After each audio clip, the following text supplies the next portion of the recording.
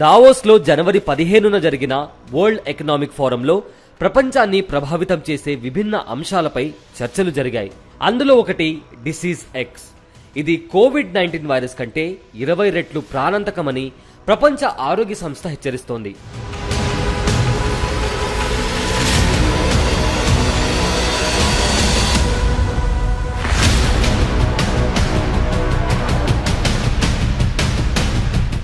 దీని లక్షణాలు అకస్మాత్తుగా ప్రారంభమవుతాయి. జ్వరం, కండరాల నొప్పి, తల తిరగడం, మెడ నొప్పి, వెన్ను నొప్పి, తలనొప్పి, కళ్ల నొప్పి వంటి సమస్యలు ఏర్పడతాయి. ఇవి కోవిడ్ లక్షణాల కంటే దారుణంగా ఉంటాయి. 1920 నాటి స్పానిష్ ఫ్లూ తరహాలోనే వినాశకరమైన మరో ముప్పు పొంచి ఉందని యూకే శాస్త్రవేత్తలు గత ఏడాది హెచ్చరించారు. ఇది ప్రపంచవ్యాప్తంగా 50 మిలియన్ల మందిని పొట్టన పెట్టుకోగలదని అంచనా వేస్తున్నారు.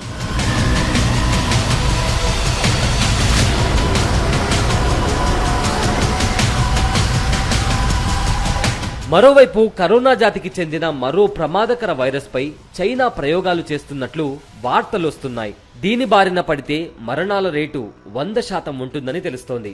గతంలో దీన్ని మలేషియాలోని పాంగోలిన్స్ జంతువుల్లో గుర్తించారు. GXPV2ను చైనా శాస్త్రవేత్తలు ఎలుకలపై ప్రయోగించారు.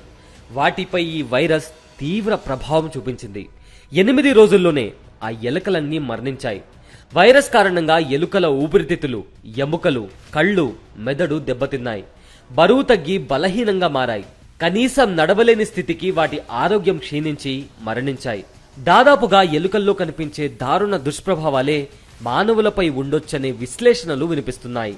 ప్రపంచవ్యాప్తంగా ఎన్నో రకాల వ్యాధికారకాలు వ్యాపించి ఉన్నాయని, వాటిని ఎదుర్కొనేందుకు ప్రపంచం సంసిద్ధం కావాల్సిన అవసరం ఉందని పరిశోధకులు హెచ్చరిస్తున్నారు.